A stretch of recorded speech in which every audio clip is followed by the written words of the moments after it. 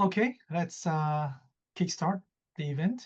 Good morning or good afternoon or good evening, everyone, depending on your time zone, wherever you are. Welcome to Journal of Business Venturing Insights Open Editorial Office. With me, Yanto Chandra. I'm a professor at City University of Hong Kong, and also with my colleague, Fiona Robinson. She's in Canada, Mount Royal University. I believe she will say a few words. And we also have Pablo. I don't think he's joining us. He's very busy as the editor-in-chief of the journal. So me and Pablo have, I mean, these things has been in the making for at least 2 years. A lot of discussions, a lot of back and forth, and then we bring in Fiona as well to work together. And we just want to do something different. As you all know, that there are a couple of other journals that are also launching special issue on AI. One of them is ETP, Entrepreneurship Theory and Practice. There's a group of scholars there. They're launching that special issue. I think it's still ongoing. There's another special issue by JBVI, Journal of Business Venturing, by Stratos Ramoglo and others. I'm also a part of that guest editor in that special issue. So it's have things going on there. So we also have maybe a couple of other journals in entrepreneurship, and they're also doing or launching special issue on artificial intelligence. So we're trying to do something different here. I think Fiona can go into more of the details, but basically the underlying theme is that we're trying to redraw the boundary. So we're not just going to do another or seeking to publish just another piece of paper related to AI, but we're kind of hoping to see that whether AI can sort of like, if I could use the word revolutionize, to make some big change in terms of what we know, in terms of how we come to know about something, which is epistemology, maybe some methodological questions, and could also be some substantive issues related to entrepreneurship. So you can see it's a provocation that's in the title. Can I go to the next slide? So I will go through quickly the background of the journal because I've been the associate editor for a couple of years now. So basically, we are looking for thought-provoking research at the forefront that might not yet meet a certain threshold that is suitable for AMJ or journal management or even ETP and JBV. But it doesn't mean that we are accepting any low quality or magazine style writing or consultancy paper type of writing. There are many submissions like that, and normally they don't make it. I'll give you some statistics later on the desk reject. So we're going to stimulate, hopefully, submissions to the journal can stimulate new conversation, open a new area, or kind of like talk about something unconventional, or to voice something that is not much discussed by scholars. And we're quite open to different disciplines, be it economists or sociologists or humanities or even engineers who want to conduct research in relation or on topic related to entrepreneurship. We're quite open to different disciplinary boundaries and also the styles of theorizing, forms of theorizing, and different kind of methodology.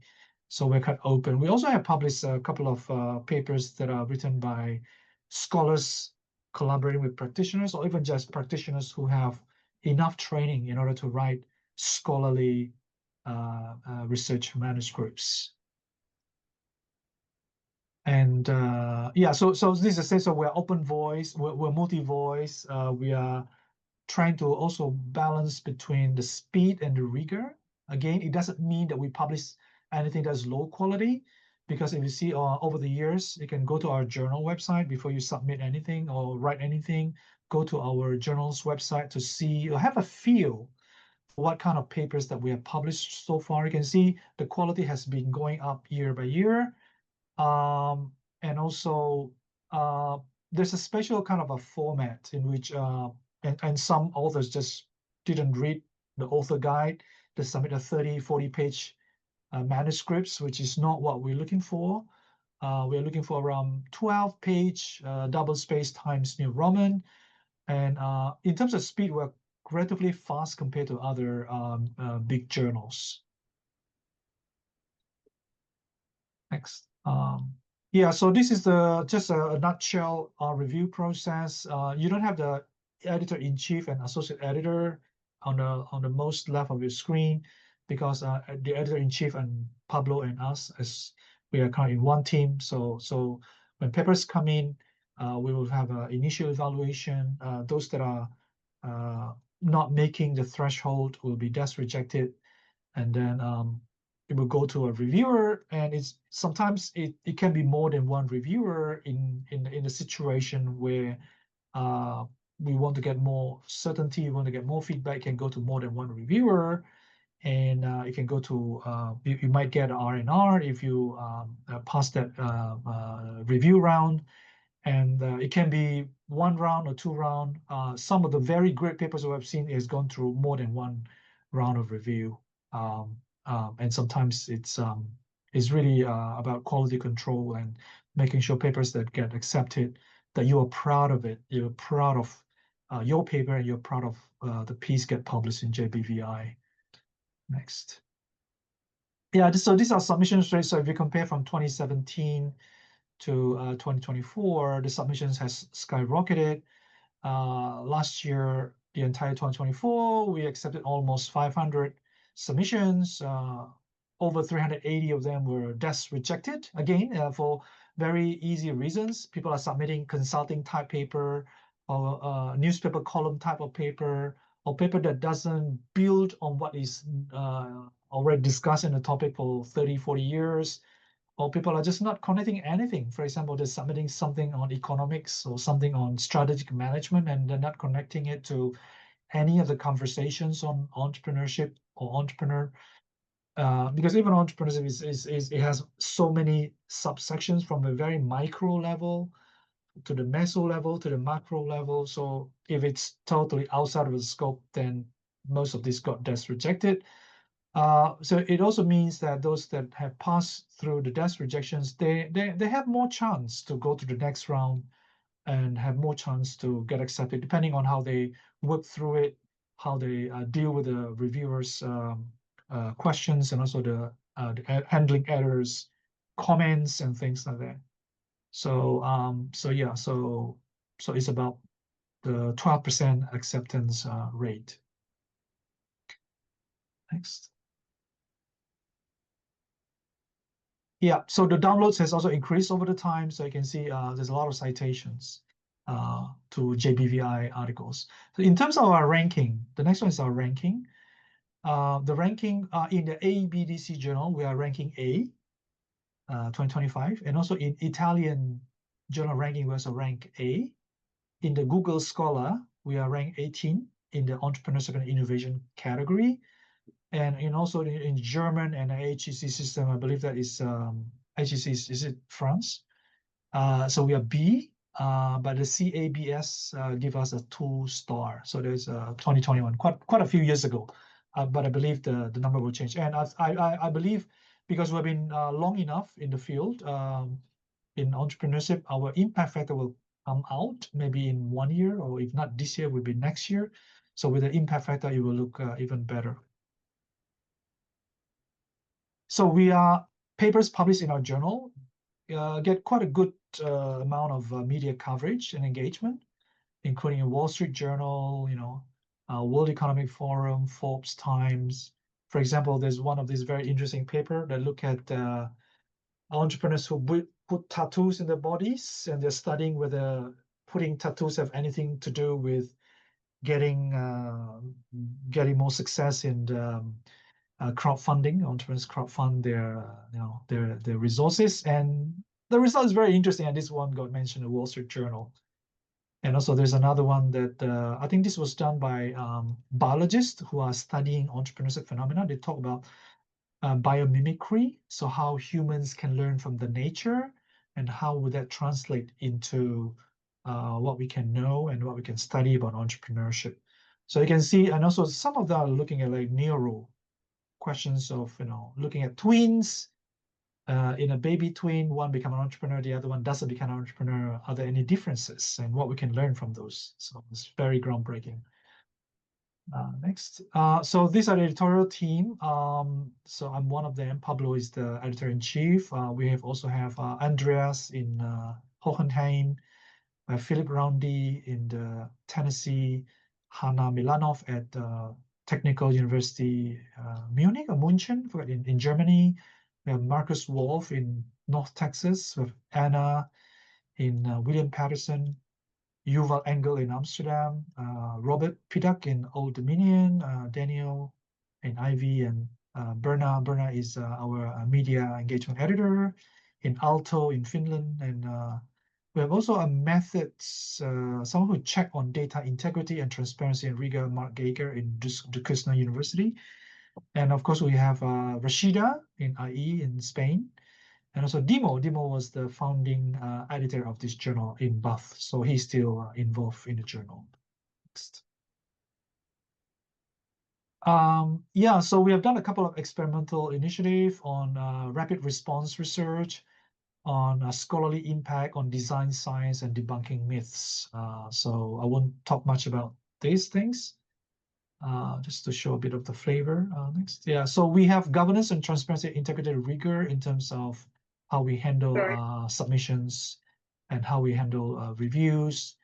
And whenever there's a conflict of interest, for example, editors in the journal who are submitting their own manuscripts, so there are internal processes that we have in place to ensure transparency, integrity, and rigor.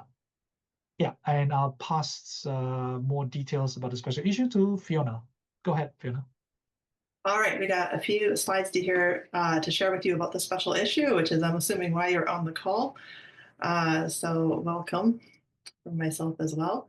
Here's the official title. So it's Artificial Intelligence and the Redrawing of Boundaries in Entrepreneurship Research. And then we preface that by saying it's a bit of a provocation. Do what you want with that. One thing I sort of might note in the title is it's not the boundaries of entrepreneurship, it's the boundaries of entrepreneurship research, right? So we're looking at that scholarly aspect. So as Yanto mentioned, like AI is everywhere. There's a handful of different journals that are doing AI special issues. And so, we want to ask ourselves, why is this different? Why are we doing this different? And just pointing to the graphic there, it's a lot of AI issues, they can be about efficiency, about AI being a tool, about speed, different ways that startups are using AI. And what we really want to do is think a little bit bigger and say, how is AI as a whole changing the whole entire scholarship of entrepreneurial research? And if you've read the special issue call, you'll know that it opens with this line. So it says, what if entrepreneurship had its own large Hadron Collider? And of course, when the Hadron Collider came out, it enabled us to see some of the smallest building blocks of the universe. So this is about being able to see things that we were previously unknown to us, changing how we understand things. And it also helped us to understand the forces that are holding all the different parts of the universe together.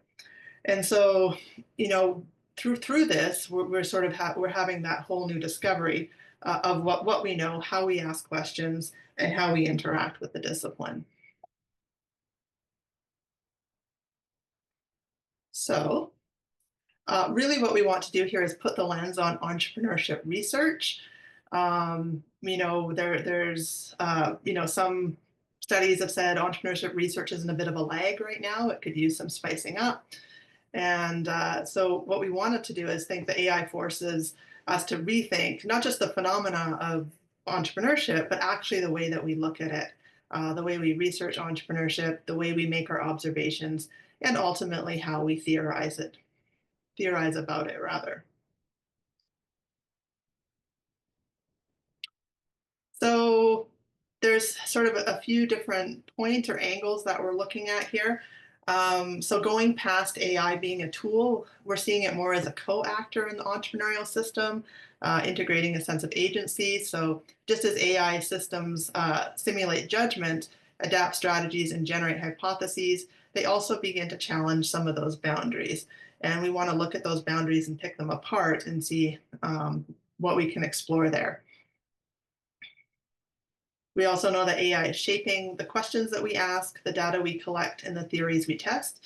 So certainly some of the papers that we're looking at are very interesting and different research questions. maybe theorizing or seeing data in new ways, and also looking at different methodologies that we go about that. And we know that AI is therefore not just transforming entrepreneurship, but ultimately how we go about studying it. Jump in, Yanto, if you see something or if something occurs to you. So in challenging some of these traditional boundaries, we want to look at those sort of blurry lines that exist between agency, between judgment, between what is creative, what is not, and ask ourselves what happens when AI can start making those decisions or simulate entrepreneurial creativity. We know that agency, legitimacy, and intentionality, they're no longer solely human traits. So we see that augmented condition. So the AI systems are increasingly sharing these different roles and changing what we understand about who is an entrepreneur and how they pursue their ventures. We also see in the shift that it's challenging some of our core assumptions about the nature of entrepreneurship and how we actually study it. So this is the provocation or the call. This is what we're asking you to do if you would think about submitting an article into this special issue. We are looking at contributions that challenge and expand the boundaries of entrepreneurship research. We certainly welcome, as Yanto said, cross-disciplinary perspectives, such as cognitive science, data ethics, philosophy, natural sciences, tech, or ... right? So any of the different disciplines that perhaps don't usually talk or research together would be interesting to see what they have to say in this field. These are some of the categories of papers. So I've got 2 slides here dedicated to the types of papers, but I think even as I read them, there's a little bit of an anything goes, but perhaps this gives you a sense of shaping or some categorization of what the different papers might cover. The first is really at the most foundational level is challenging epistemological and theoretical boundaries. So changing, understandings in what we know and how we think that things work. Looking at how AI challenges core assumptions, and then forcing that sort of re-examination of theory, epistemic foundations, and also how algorithms shift things. So that's sort of the first one. I would say that's the big banner, the high-level thinking. But then also with respect to AI and agency, we're looking at papers that explore, how we rethink about entrepreneurs themselves and the entrepreneurial subject. As AI transforms the concepts, what does this mean about how humans and different technologies start to work together and how they do some of these tasks that are typically associated with entrepreneuring.